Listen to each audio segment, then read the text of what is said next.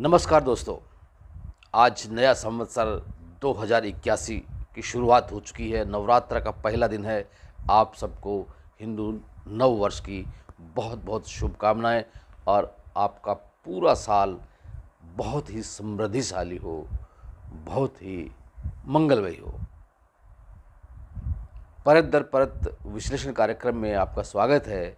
मेरा नाम है इंद्र मोहन शर्मा। विश्लेषण कार्यक्रम में आज का मुद्दा है झटके पर झटका। यानी कि आज ऐसे हम विश्लेषण कर रहे हैं कि विभिन्न राजनीतिक दलों को झटके पर झटका लगता जा रहा है। आज सबसे बड़ा झटका आम आदमी पार्टी को लगा है और वह यह लगा है कि दिल्ली के कथित शराब घोटाले के मामले में ईडी की ओर से गिरफ्तार दिल्ली के सीएम और आम आदमी पार्टी के सुप्रीमो अरविंद केजरीवाल को ईडी की गारंटी और गिरफ्तारी के खिलाफ दिल्ली हाई कोर्ट में जो चुनौती दी गई थी, जो अर्जी दी गई थी, उसे दिल्ली हाई कोर्ट की जज साहिबा स्वर्णलता कांता शर्मा ने खारिज कर दिया है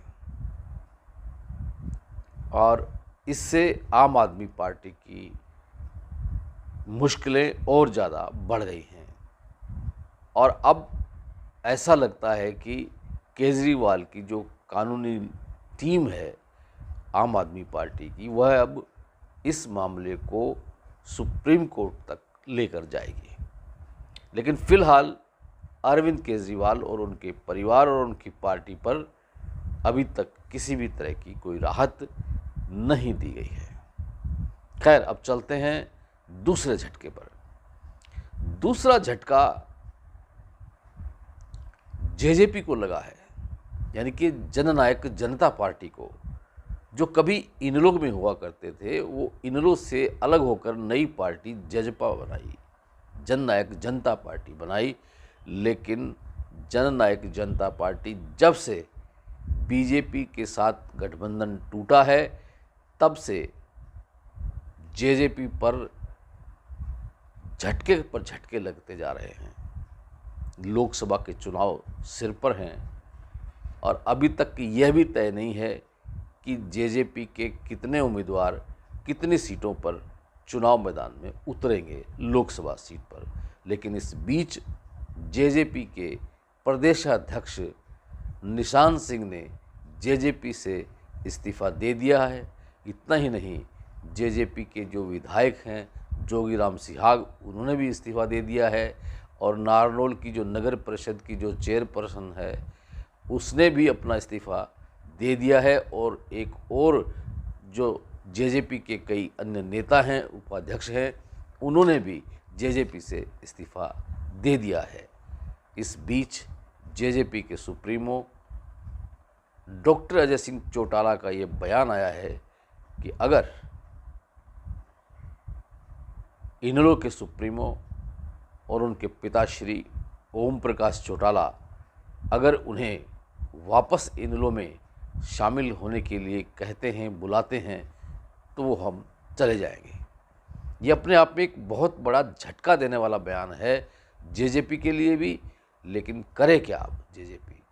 उधर इनेलो के नेता अभय सिंह चौटाला, जो कि डॉक्टर अजय चौटाला के छोटे भाई हैं, उन्होंने साफ तौर से कह दिया है कि अब इनेलो के दरवाजे उन लोगों के लिए बंद हैं जिन्होंने गद्दारी की थी इन लोगों के साथ और जिन्होंने इनेलो की पीठ में छुरा घोंपकर नई पार्टी बनाई थी। पहले वो ये जवाब दें कि उन्होंने उस वक़्त क्यों ऐसा किया। इतना ही नहीं, उन्होंने कहा कि जेजेपी अब पूरी तरह से राजनीतिक रूप से और सामाजिक तौर से ख़त्म हो चुकी है, उनका अब कुछ नहीं होना है। ये जेजेपी के लिए बहुत बड़ा झटका है।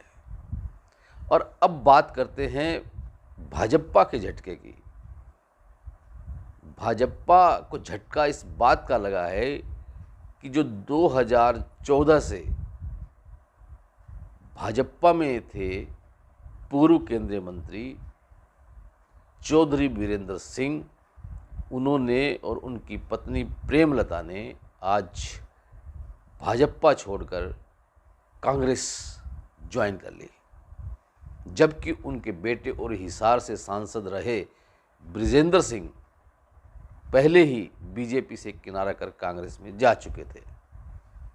आपको बता दें कि चौधरी वीरेंद्र सिंह हरियाणा के एक बहुत बड़े कद्दावर नेता रहे हैं और 4 दशक तक वो कांग्रेस में थे और वो एक कांग्रेस के अंदर बहुत ही अहमियत पद पर रहे थे, मंत्री भी रहे थे।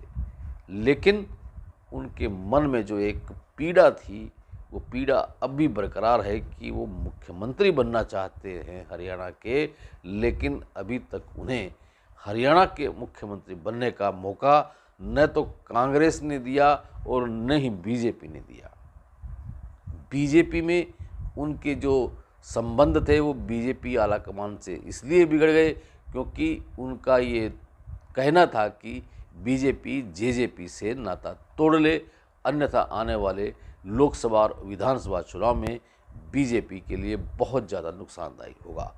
हालांकि अब जेजेपी और बीजेपी का गठबंधन भी टूट चुका है, लेकिन उससे पहले ही वीरेंद्र सिंह और उनके बेटे बृजेंद्र सिंह के बीजेपी के साथ 36 के आंकड़े होने शुरू हो गए थे। अब वीरेंद्र सिंह ने आज भाजपा ज्वाइन कर ली है, भाजपा छोड़ करके कांग्रेस ज्वाइन कर ली है, तो उससे बीजेपी को बड़ा झटका लगा है। लेकिन बीजेपी आने वाले लोकसभा चुनाव में हरियाणा की सभी 10 लोकसभा सीटों पर फिर से कमल खिलाने के लिए आमादा है। आपको बता दें कि सिरसा और हिसार के अलावा कुछ 2 अन्य सीटें ऐसी हैं जहां बीजेपी उम्मीदवार बदलने की चर्चाएं हो चुकी थी सियासी गलियारे में।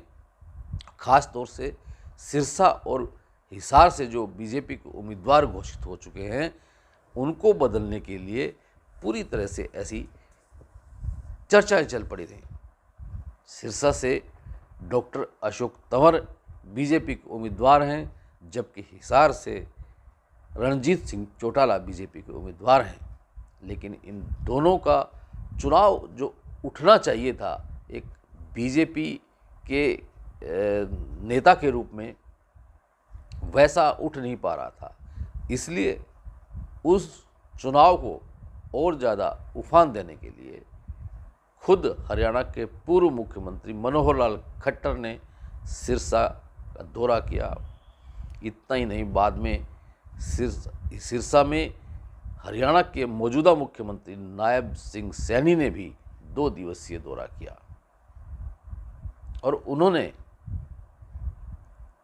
डॉक्टर अशोक तंवर के चुनाव प्रचार अभियान को तेज करने के लिए, जहां कांडा बंधुओं और तंवर के बीच जो थोड़ी बहुत तकरार थी, उसको ख़त्म कराने का प्रयास मनोहर लाल ने भी किया और नायब सिंह सैनी ने भी किया। और वह खटास तकरार एक बार तो ख़त्म हो चुकी है, लेकिन क्या यह सही मायनों में ख़त्म हुई है या नहीं हुई है, यह तो आने वाला चुनाव परिणाम ही बताएगा कि कहाँ तक कांडा बंधु तंवर को जितवाने के लिए प्रयास करते हैं। इतना ही नहीं, नायब सिंह सैनी अब जल्द ही फिर से कालांवाली में एक रैली को संबोधित करने के लिए आएंगे, जहां कहते हैं कि मीनू बेनीवाल, जो कि अजय सिंह चौटाला के खासम खास हुआ करते थे, वो भी अब बीजेपी में शामिल होंगे, ऐसी चर्चाएं हैं। लेकिन मीनू बेनीवाल तो पहले से ही बीजेपी में है।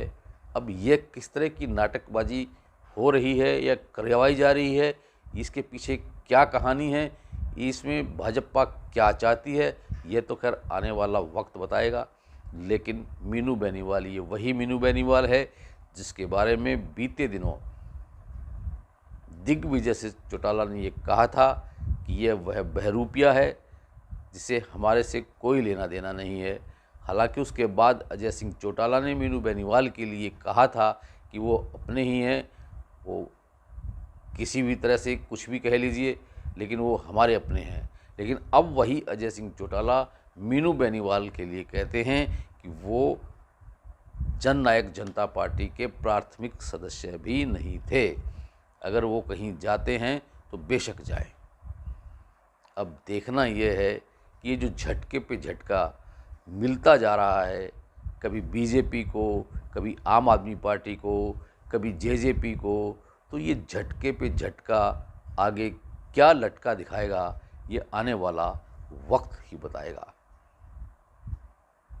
अगर ये चैनल आपने अभी तक सब्सक्राइब नहीं किया है परत दर परत, तो कर लीजिए।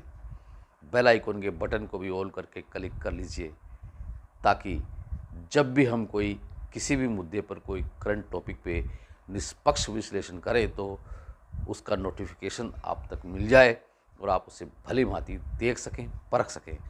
और अगर आप उसको देखने के बाद आपके मन में कोई विचार उत्पन्न होता हो तो उसे कमेंट बॉक्स में कमेंट भी अवश्य किया करें। यह वीडियो अगर आपको पसंद आया हो तो इसे लाइक कीजिए, अपने मित्रों को, परिचितों को। आपका बहुत बहुत धन्यवाद, बहुत बहुत शुक्रिया।